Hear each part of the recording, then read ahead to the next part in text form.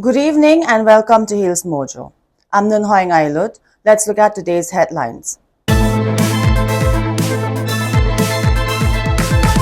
Centre designates Churachandpur Court as Special NIA Court.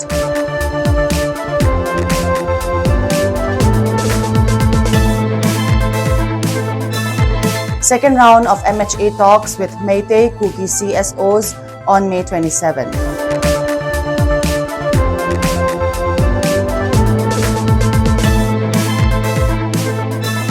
Tamang protests against wildlife sanctuary projects.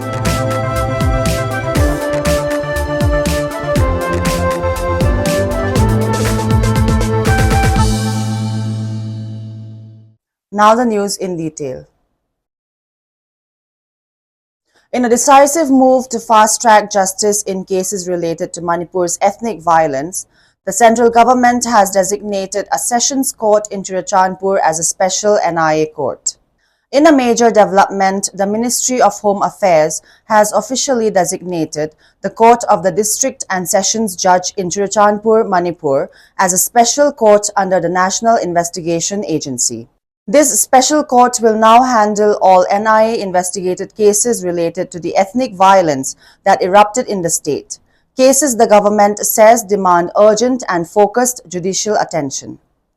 The move comes under Section 11 of the NIA Act 2008, giving the court jurisdiction over the entire state of Manipur.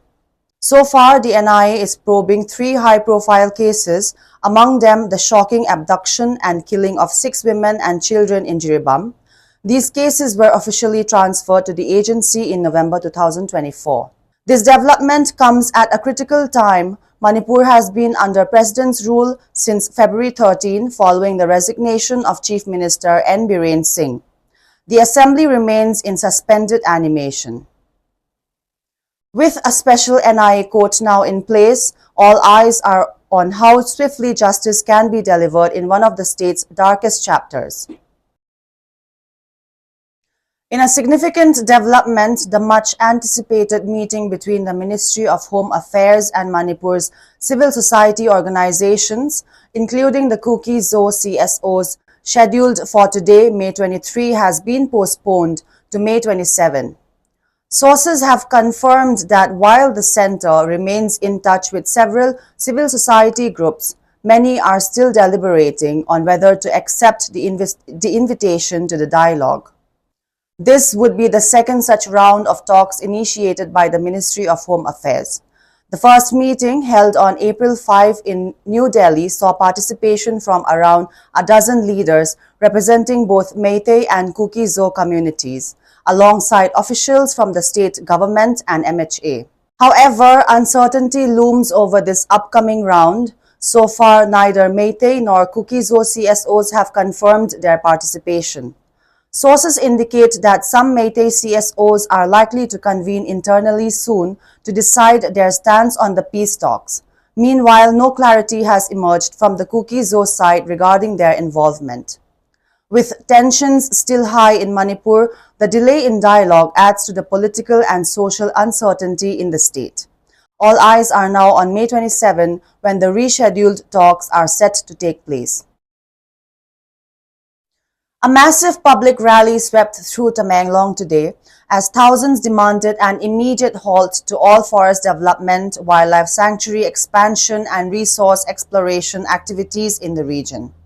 Protesters from across Tamang and Noni districts marched in solidarity, starting from Apollo Ground mini stadium and concluding at Hypo Jadonang Park. The rally, which brought life to a standstill in Tamang town, was marked by shut shops and deserted marketplaces. The protest was organized by the Joint Coordinating Committee, a collective of tribal councils and civil society bodies including the Zime, Liangmai, Rongmei and Inpui Naga councils, along with affected village committees from Zeilat, Buning and Jiri Makru wildlife sanctuaries. Rally leaders submitted a memorandum to the Union Minister for Environment, Forest and Climate Change through the Deputy Commissioner of Tamang. The document demands a complete cessation of any forest-related development and exploration activities in their ancestral lands.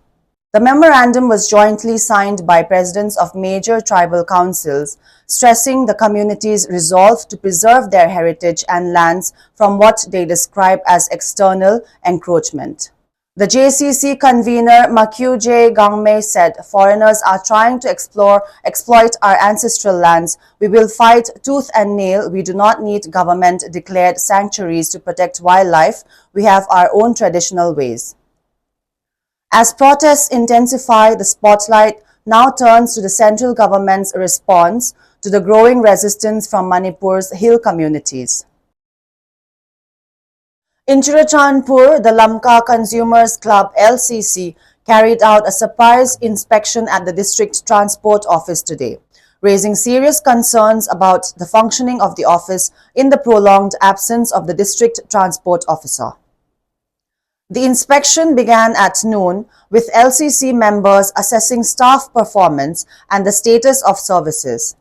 They highlighted that the DTO has been operating from Imphal for over 2 years, causing severe delays and dysfunction in the Lamka office.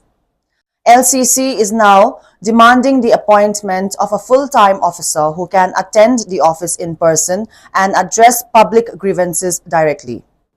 Letmi Lalgangte said that documents that should take a few days to process are now taking over 3 weeks due to the absence of the DTO.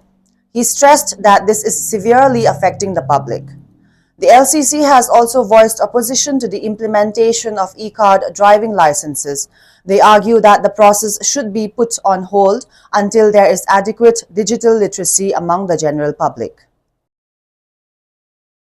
In a major development for Northeast India's tourism sector, the Indian Railway Catering and Tourism Corporation (IRCTC) is gearing up to sign a landmark Memorandum of Understanding with the Mizoram Tourism Department.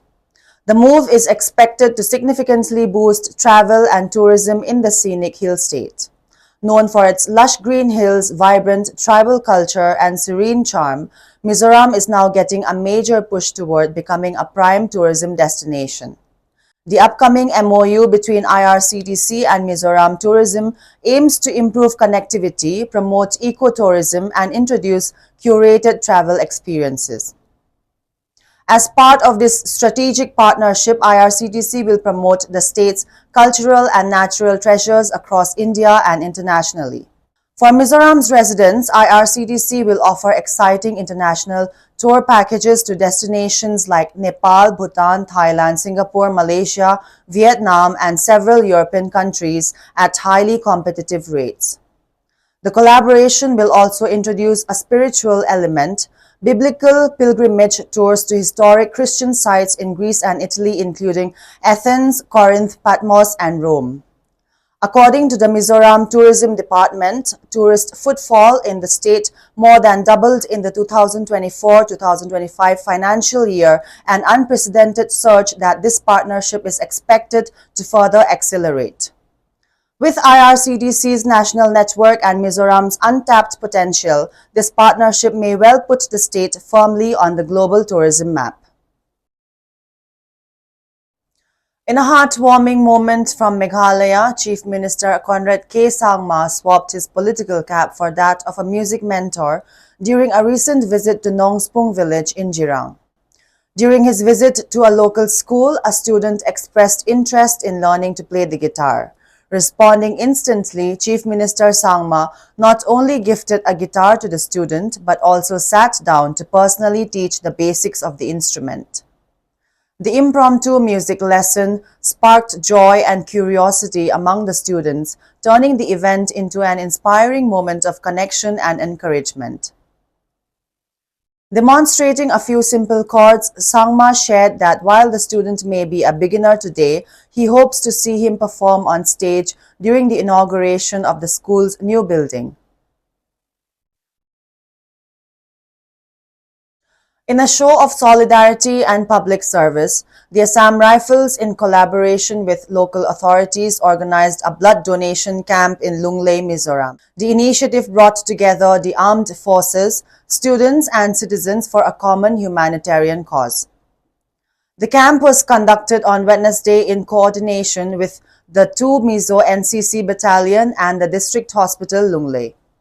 It saw enthusiastic participation from across the community. Officers from the Assam Rifles, NCC cadets and local residents turned up in large numbers to donate blood. More than 40 units of blood were collected during the drive, an important contribution to the region's healthcare system, especially in a hilly state like Mizoram, where access to timely medical resources can often be a challenge. The Assam Rifles, often referred to as the Sentinels of the Northeast, continue to play a vital role not just in security but also in fostering civic engagement and community welfare. This noble initiative underlines how acts of kindness and collective responsibility can make a real difference in saving lives.